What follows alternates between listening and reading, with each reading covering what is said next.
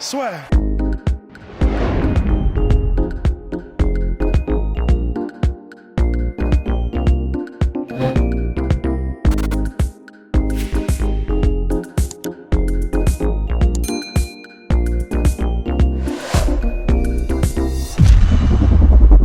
Bien, bonjour à toutes et à tous, bienvenue dans le podcast La Sueur, Polydome Soros, bonjour à vous, messieurs. L'heure est grave. L'heure est grave, on va s'intéresser à la défaite de notre très cher Saladin Parnasse par KO au premier round lors du KSW, première défense de ceinture pour lui, et il s'est incliné face à l'Autrichien Torres. Grosse surprise, déjà petit disclaimer, parce que c'est vrai qu'il y a certaines personnes qui ont dit « Wow les gars, vous êtes durs » avec la miniature de l'article. C'est juste que tout simplement, dès qu'il y a quelqu'un qui soit se prend un KO ou se fait finir tout simplement par soumission ou autre, on essaye de montrer l'image du KO ou de la soumission. Voilà, donc c'est pas une attaque personnelle à c'est le Parnasse. sport, quoi. Oui, exactement, surtout depuis le temps qu'on le suit, nous on était très surpris, et c'est vrai que là, déjà, moi j'aimerais bien voir une revanche immédiate, parce que quand même il n'y a pas photo entre les deux, mais c'est... énorme surprise, hein, mine de rien. C'est compliqué. Heureusement qu'on n'a pas fait de prono sur ce combat. Non, mais alors là, je défends quiconque, franchement, dans les commentaires, de dire je savais très bien, ça allait se finir comme ça. Non, sérieusement, impossible. Non. En plus, même quand tu regardes le combat, jusqu'à ce moment-là, tu sens pas venir le. Donc c'est l'avant-bras, bien évidemment, de Torres qui touche Saladin Parnasse, mais c'est vrai qu'il faut revoir le combat, le highlight à plusieurs reprises pour voir, ne serait-ce que le fait que Saladin se fasse toucher. Je crois qu'il se fait toucher aussi juste au-dessus du crâne, donc forcément il est complètement déboussolé, et c'est là qu'il se fait... c'est même pas un faceplant, parce que il y a surtout une perte complète d'équilibre. Le KO, il fait un petit peu penser à... Après, en un peu moins... à Cro Cop contre Gonzaga, dans le sens, vraiment, la tête fait une espèce moins violent. Non, bien sûr, parce que le Gonzaga Cro Cop, il est beaucoup plus flush, mais enfin, tout ça pour dire que, et du coup, il y a un autre combat à l'UFC, mais j'ai oublié lesquels.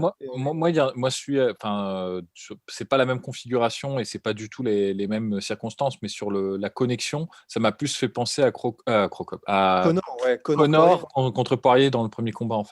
Oui, t'as une impression qui touche vraiment à l'arrière de la tête, et que le coup n'est pas vraiment clean, et pourtant effectivement ça cause une perte de repère et une micro-perte de conscience. Mais c'est vrai que c'est très étrange le setup perso, mais le combat, du coup, je l'ai revu quelques fois, mais la séquence de finition, je l'ai dû la remater, mais peut-être 15-20 fois, tellement elle est étrange, en fait, c'est vrai. Mais pour le coup... Pas d'inquiétude pour la suite, de toute façon. Non, pas d'inquiétude. Déjà, en fait, c'est vrai que le fait que ce soit un coup de chance, entre guillemets, Lucky Punch, c'est quand même rare. Enfin, Lucky Punch, c'est rare. Alors après, c'est clair que ce qu'on peut dire sans équivoque, c'est que visiblement, il n'avait pas prévu de toucher avec son biceps ou son avant-bras le combattant Daniel Torres. Donc ça, c'est clair et net.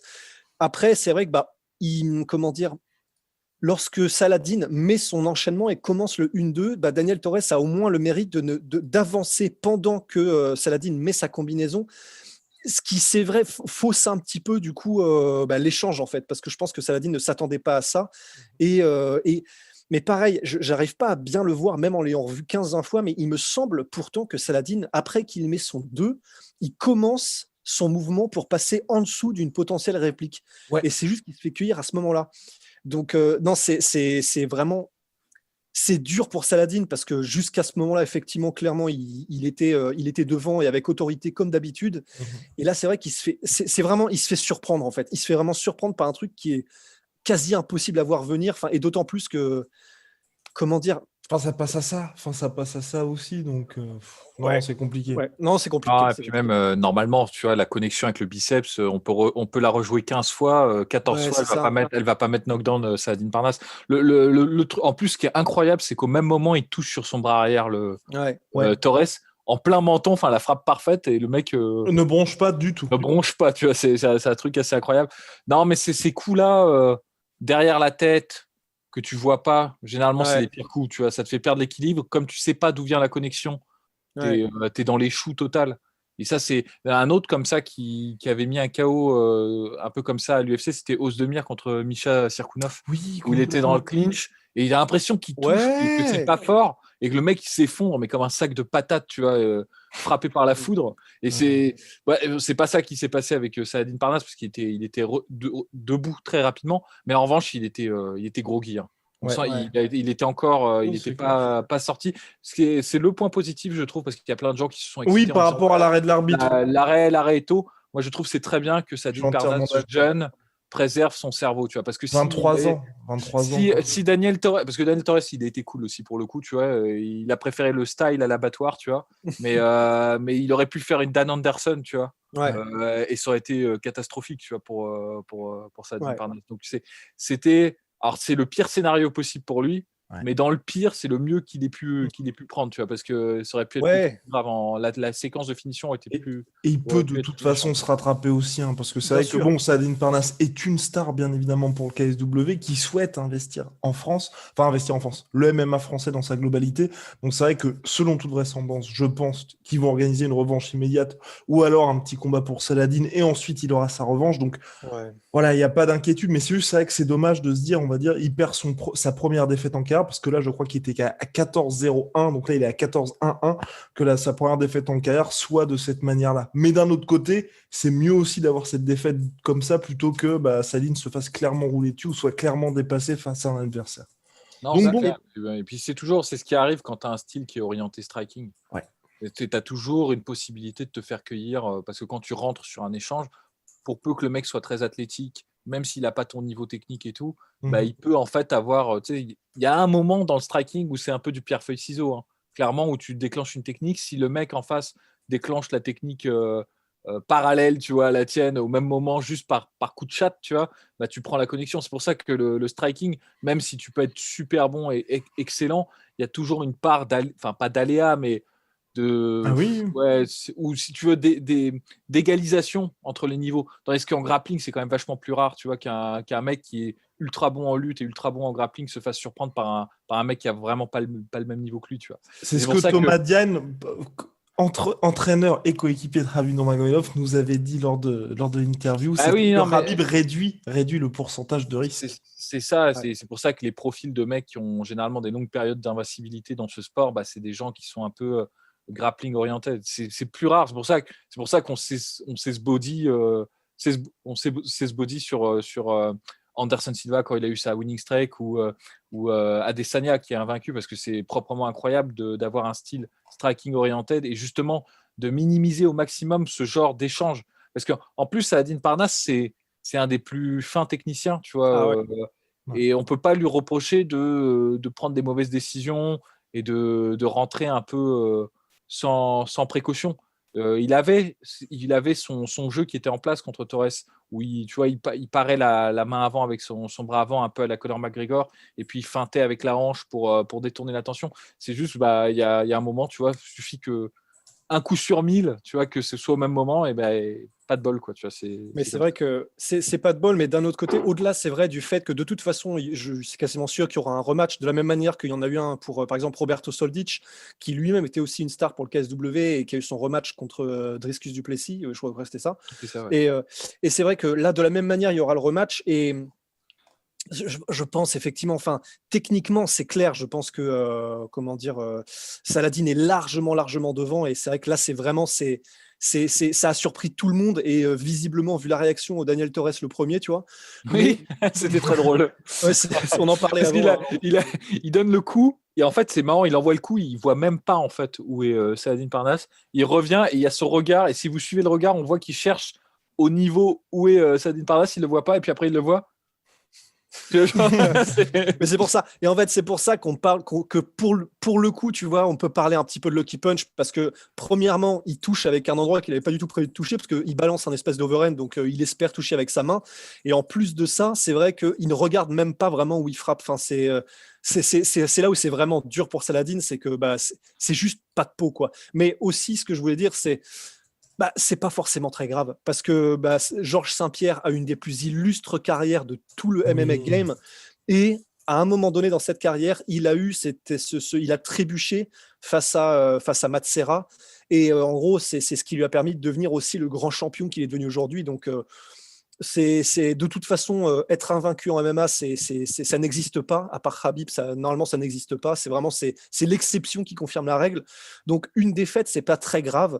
Là, c'est juste la manière dont il reviendra qui comptera, et ça ne l'empêchera pas, s'il continue à faire ce qu'il fait et à le faire aussi bien, de devenir une énorme star. D'autant plus que, et je tiens à le souligner aussi, il a eu une réaction. Pourtant, franchement, il aurait pu avoir un seum qui le rend invivable.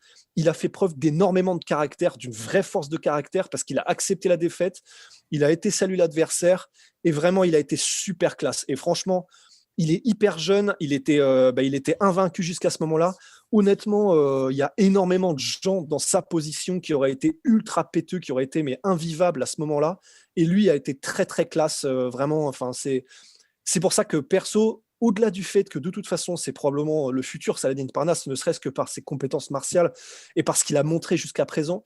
Mais en plus de ça, vu la force de caractère qu'il montre, perso, je suis plus confiant que jamais, tu vois. Ouais, et puis bon, ça peut être une très bonne leçon pour lui, justement, parce que je te rejoins, Georges Saint-Pierre disait que c'était ce qu'il avait fait le plus progresser, en fait, ce combat contre Matt Serra. Donc, c'est peut-être, pour citer Conor McGregor, parce qu'on l'aime bien chez nous, la défaite, c'est l'ingrédient secret du succès, tu vois. Donc, You win or you learn. Bien, on finira sur ces mots-là. Messieurs. Ouais. On peut évoquer rapidement Rugrug, parce qu'en fait, on ne sait jamais, mais tu sais, c'est bien d'avoir évoqué Rugrug suffisamment tôt pour qu'on puisse dire on était là avant. Ouais. Surtout, Rugrug, on était vraiment là avant. On était là vraiment avant, depuis ses débuts en MMA, puis on va en reparler bientôt de Rugrug avec hashtag teasing. Oui, parce qu'il y en a quelqu'un qui connaît bien Rugrug, effectivement. Et qui va bientôt en parler. Mais en tout cas, Rugrug qui s'est imposé par TK au premier round contre Alain Ngalani. Bon, il s'est passé ce qui devait se passer, à savoir à partir du moment où Rugrug fait ça, c'est terminé pour vous, tout simplement. Voilà. Ouais. Donc, vous avez quelqu'un qui doit cutter pour faire le poids en heavyweight. Et qui reste très athlétique. Qui reste très athlétique face à quelqu'un qui et heavyweight, mais c'est vrai, là pour le coup, il y avait vraiment un problème de gabarit entre les deux, avec Rugrug qui a 1m93, 120 kg. Ouais, vas-y. J'ai trouvé qu'il était game, Ngalani, parce que Ngalani, c'est devenu un peu un mème au One FC. Enfin, il a un physique qui est incroyable, mais il n'est pas réputé comme étant le meilleur combattant. Il n'a pas un super bilan.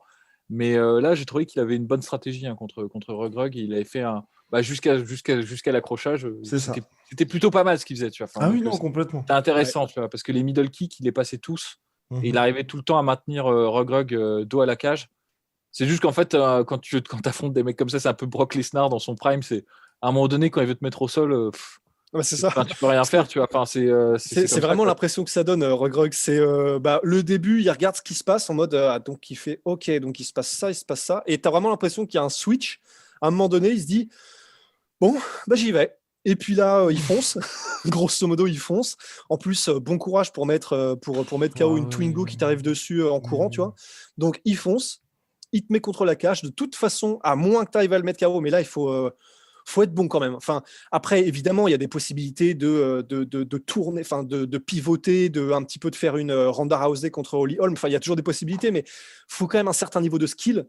Et si tu l'as pas, et que Rugrug arrive à te coincer contre la cage, c'est fini en fait. Parce que en plus, le crochetage est magnifique. Oui, la projection, elles sont magnifiques. Elle était magnifique contre Sofiane Boukishou.